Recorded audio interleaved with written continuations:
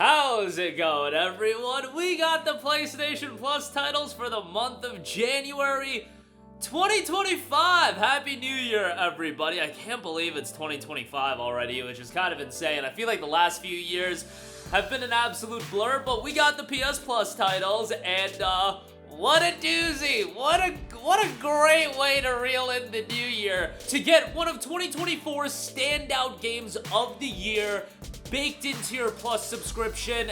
I know you guys are super excited for Suicide Squad Kill the Justice League, baby. That is going to be the headlining game for PlayStation Plus Essential for the month of January.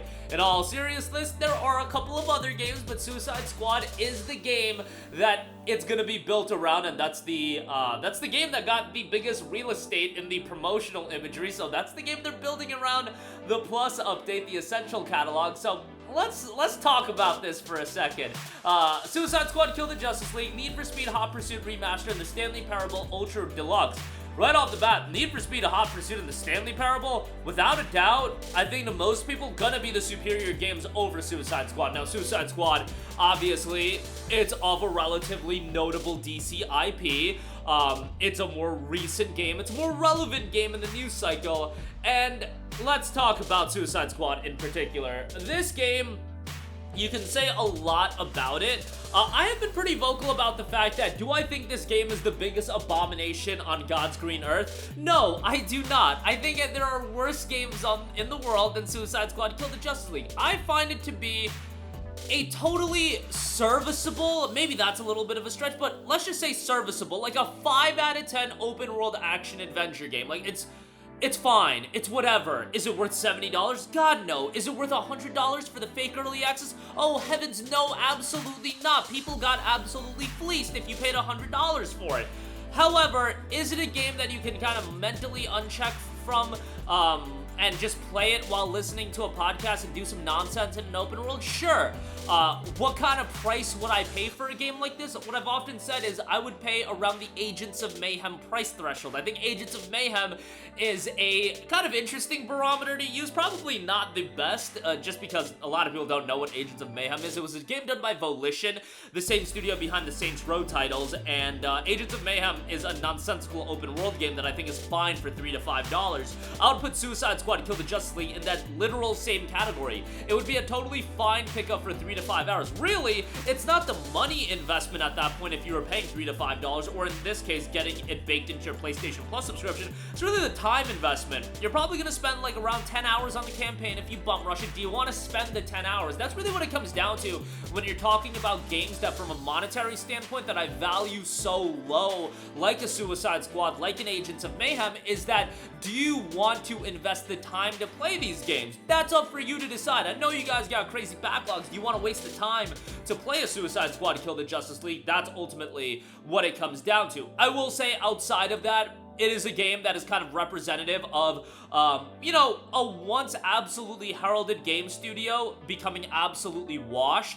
I think there was a time where Rocksteady was legitimately one of the most beloved studios on the planet, and they could do no wrong. I remember when Batman Arkham Asylum initially came out, and leading into the release of Arkham Asylum, I was like, ha ha ha, a superhero game? This is going to be the most mid game in existence. And bear in mind, I was 12, 13 years old leading into the release of Arkham Asylum. I didn't know any better, but just looking at the game, I was just like, oh, another nonsense superhero game. And the superhero games up until that point, you had the Ultimate Spider-Mans of the world, but really, it was Rocksteady that changed the narrative of how superhero games could be viewed and them being top-level titles. So, to see them go from the Batman Arkham trilogy into Suicide Squad, and bear in mind that the development time between Batman Arkham Knight into Suicide Squad Kill the Justice League was 9 years. It was 9 years waiting to get Suicide Squad Kill the Justice League.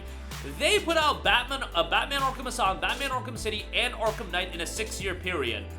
2009 to 2015. Suicide Squad Kill the Justice League, 9-year turnaround from Arkham Knight into Suicide Squad's release. That's just insane to think about, and, Rocksteady in the same category as BioWare.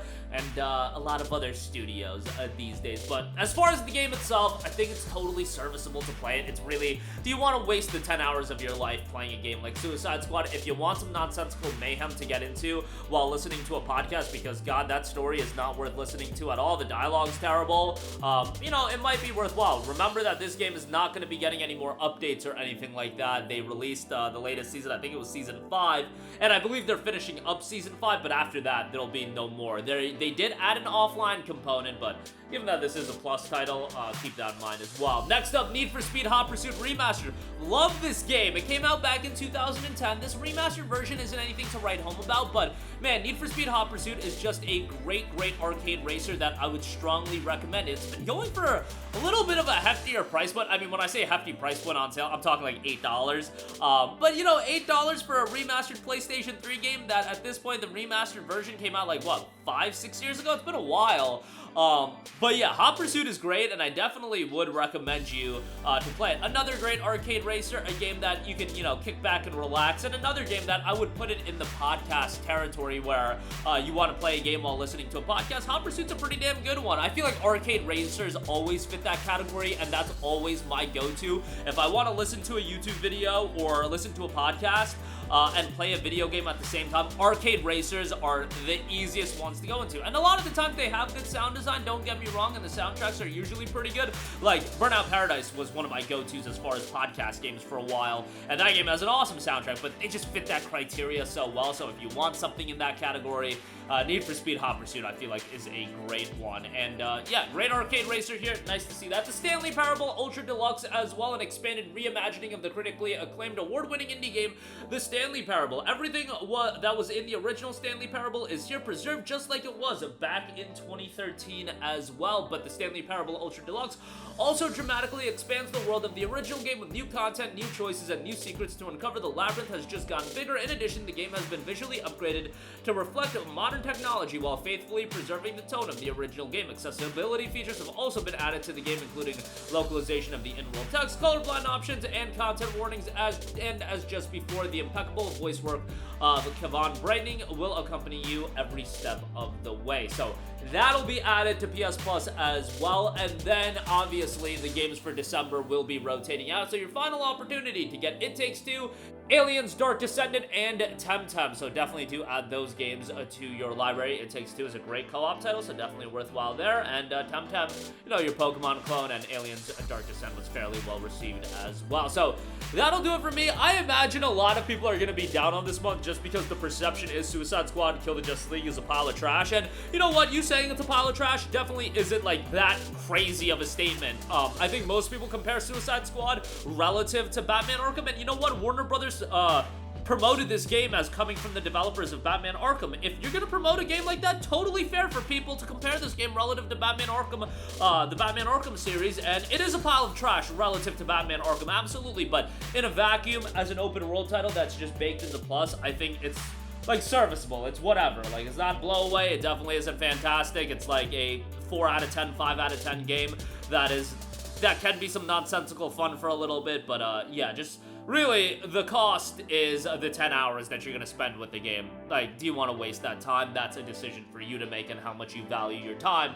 Need for Speed Hot Pursuit Remastered is a great addition to the Stanley Parable Ultra Deluxe rolling in there as well. That's going to do it for me. Let me know all of your thoughts in the comment section down below. What a way to ring in the new year for PS Plus, offering one of the worst received games of 2024 and a game that was kind of like the stamp of Rocksteady being absolutely washed. I don't know if I would have done exactly that, but they gonna do what they gonna do. That'll do it for me. Let me know all of your thoughts in the comment section down below. As always, sound off there. Thank you for watching, and goodbye. Hey guys, we hope you enjoyed the video, and if you did, make sure to hit the subscribe button, and if you're already subscribed, do us a favor and hit the bell icon. This way you'll be notified whenever we post a new video. That's the best way to keep up with all of our uploads, and we usually try to upload 2 videos a day. And with the bell icon hit, you'll be notified whenever we do upload a video. As always, thanks for watching.